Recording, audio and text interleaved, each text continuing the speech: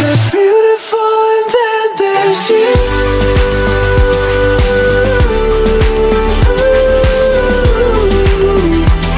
There's beautiful and then there's you.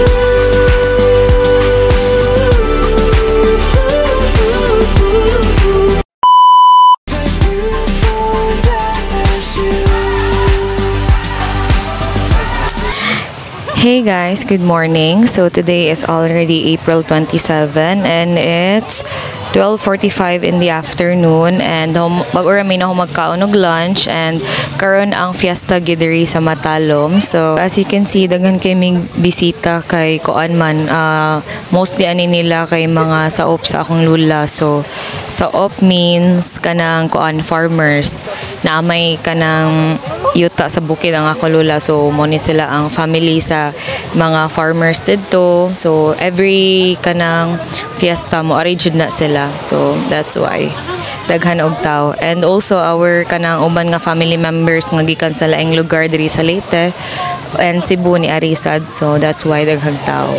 It's already 5 p.m. but we are still here sa beach house kay nag-wait me for sunset kay mag-take mig pictures dito by the beach. Nindot man guni ang beach diri kay nagatubang siya sa sunset. So it's really nice to take pictures and also mag-change outfit me later sa akong mama kay para sa amo ang sunset pic kay gusto jud ko i-achieve ang katong in my prime era nga picture. So this is my view at the moment. I hope nice ra ang sunset later kay mag-take ra ba mig pictures dito sa kanang tumoy sa sandbar cause I really want to achieve my prime era picture. So I know maarte ra kay paminawon pero mo jud akong gusto nga i-achieve karon summer. So I hope mabuhat in taon ako, but if not today, maybe tomorrow or the next day kay until Friday po man mi diri. So let's hope nga makuha na nako. Okay, outfit check. My dress is from Thailand. Same ra ni sila sa akong gisuot gahapon. Same boutique ra sila. And then my sandals is from GB. So more ni siya ang sandals nga gibring nako diri sa Leyte kay nindot man siya color. It's nude so it fits everything. And yeah, more ni siya akong outfit of the day. It's so nice kay ganan kay ko sa detail sa dress kay it's very flowy and the design is very summer kay kuan siya roses. So this is it.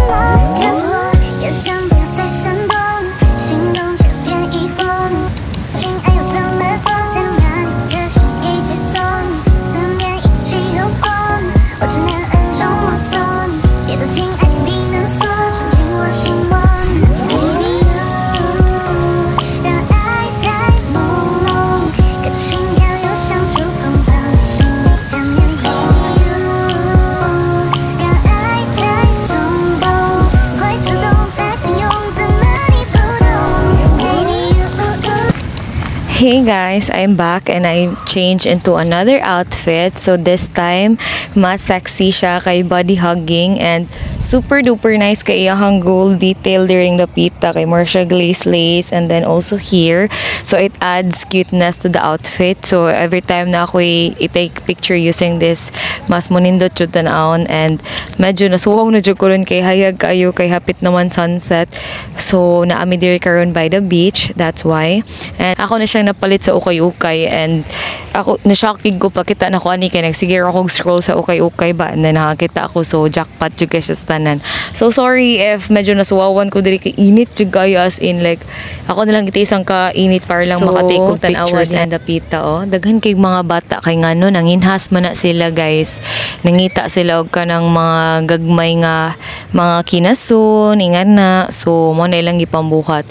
Okay, so back when we were kids, me and my cousins used to walk from our house over there, nga makita ra diri, up until diri sa beach house. So mo na amo ang trip sa una every hapon, which is sunset. So karon wala na kay mi nagbuhat ana kay syempre dagko na dili na sad mi kompleto mo uli diri summer.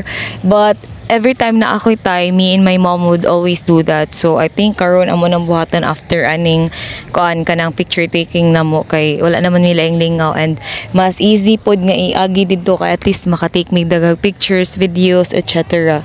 So yeah. But I think ang ako ang idea karon, since Rocky man gud kay diri mahadlok ko sa placement sa DJI and also sa ako ang Canon G7X. So I think mobalhin mi ditong dapita, but I'm still not sure. We will see. So ako lang i-update mo guys later. So it's already 5:45 and as you can see, medyo murag nalubog na gid gani ang sunset. So right now magpadong na mi sa akong mama balik sa among balay, and I think diri na lang mi moagi sa baybayon since daghan man sad kay tao and then hunas pod so walay tubig.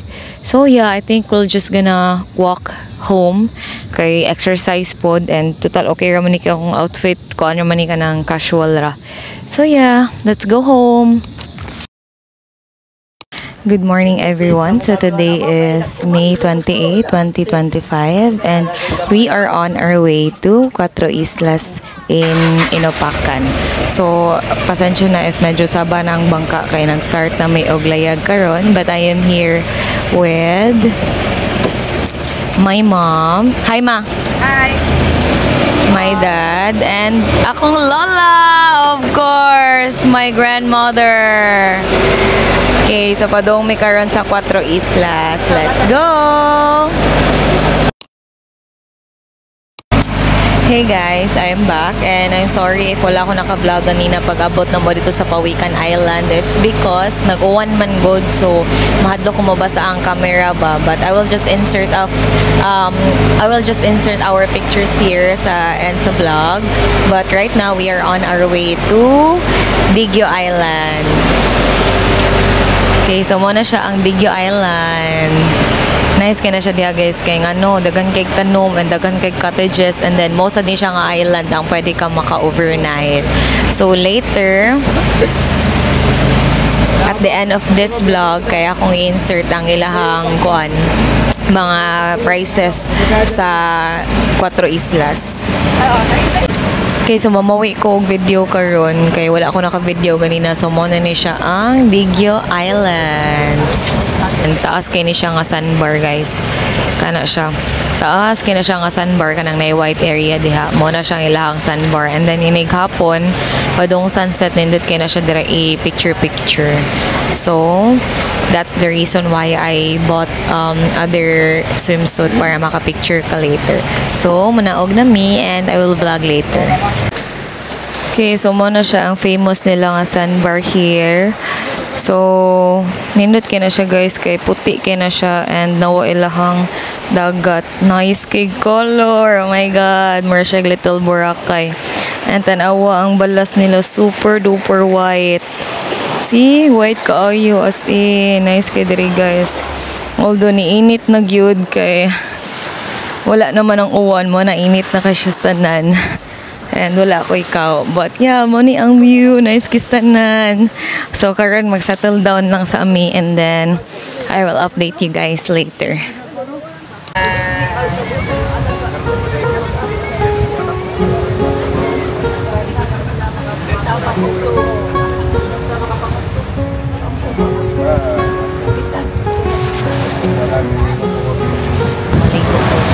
So, mo ni siya ang Digyo Island, and mo ni siya akong view karon sa nay boat diha kana. And then dagko ka siya boating, ano nag-uwan man gud ganina. But in fairness, gamay ra ang naligo karon, so mo na siya nga kawan ang daan. But karon pa dong mi sa katong sandbar na akong giingon ganina. So I hope dili lang mulot pa lang ako ang kay pag-vlog ito tanan na ni kay output may camera. Pero wala ko nag-graphic paper. Ako lang guro balik. Okay, so ako na lang i-record ang akong gipang storya diri para mas maklaro ninyo. So ang akong gi-explain diri kay naabot na ko sa sandbar, and mo ni siya ang view. So as you can see, dako ilhang sandbar, and nindot kay ang view guys, as in nagtagat nila perting ninduta ang tubig, tinaw kaayo. Dagko lang jud kay siya bawd ani na time kay gikan mo gud siya nag-uwan, but nevertheless ang view sa Digyo Island kay the best. So So mo ni siya ang overall view sa Digyo Island. Kani siya. Muna siya ang itsura sa Digyo Island. And as you can see, ang sandbar niya taas kay tanan and ang waves mag-abot jud, oh. See? Mag-abot jud ang waves and it's so nice. Nice ki siya, guys. Like ang tubig niya blue kayo sa tanan, tinaw kaayo as in. Grabe. And then mo ni siya ang ako ang background karon. So, it's been 6 years since naka-anhi ko. So, medyo out-out ko yun. And I'm really happy to be back here. This time with my family na. Although, dili lang be complete. But it's okay. Kaya we can always come back next time. So, muna siya, guys. Muna siya ang Digyo Island. And then later, mag-picture-picture mo. So, stay tuned lang sa pictures kaya ako Ryan.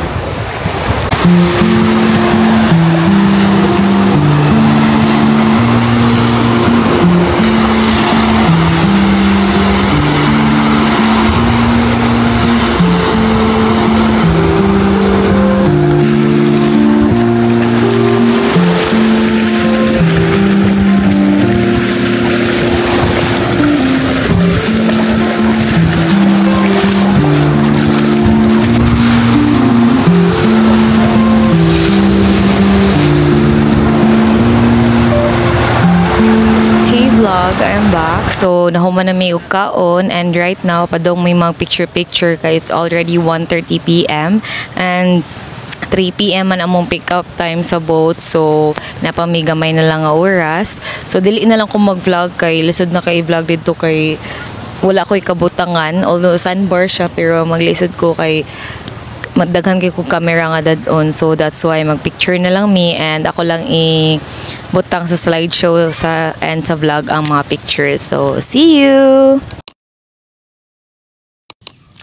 Hey vlog, I'm back and today is already May 29 and it's 4:58 in the afternoon and we are here sa St. Joseph nga church kay managkot mi sa kong mama kay wala man mi nakasimba pag usang adlaw kay gipang kapoy mi. So mo ni ang itsura sa St. Joseph Church here in Matalom. So believe jud kay ko ani nga simbahan kay maskin pagdaghan mga calamities nga ni agi like katong bagyong Odette, katong linog nga 7.2, wala gid ni siya na unsa. I think it's because kuan kanang the way it was built before during the Spanish era. So mo na siya iyahang structure same lang gihapon og gid kausaban. So mo ni ang ilahang grotto diri naa si Mama Mary. And before daghan kini siya flowers diri but karon I think nangawagtang na naginay nagkawa but before this used to have a lot of flowers.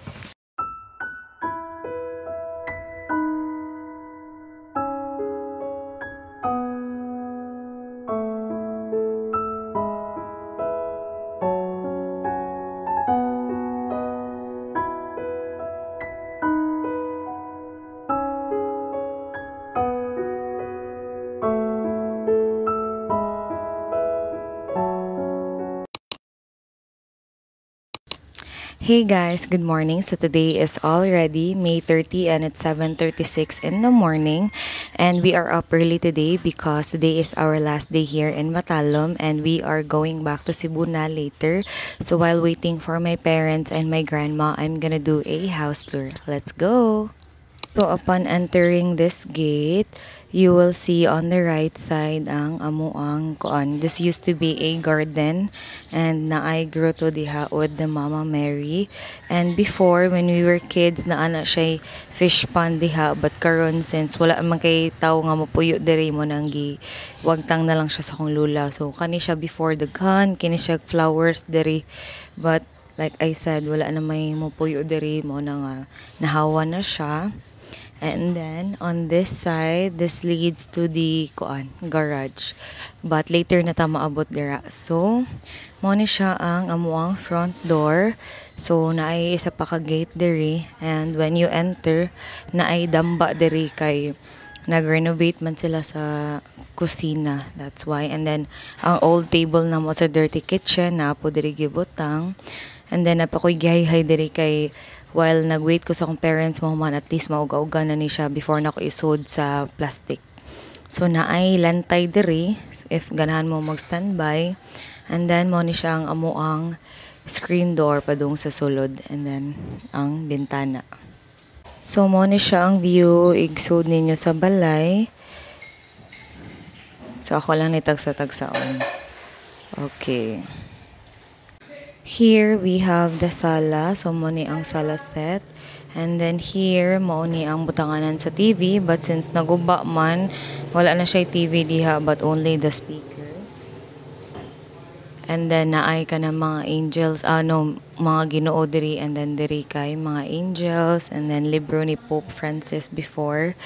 And then diri sa ubos kana siya na mga family album na mo diha, and then naay center table kana siya. And then pictures sa ako ang mga uncle nga namatay kani, and then ako ang pictures ako ang lolo.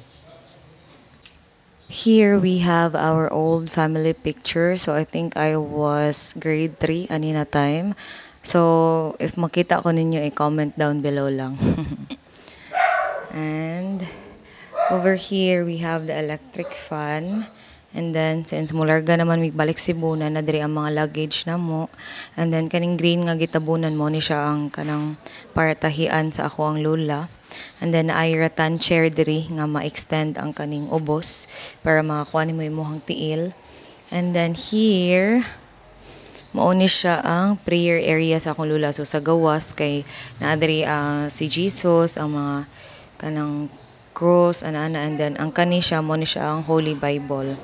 And then mauni siya ang study kanang mo ni siya ang prayer room sa ako ang lolo og lola. So diri sila magpray.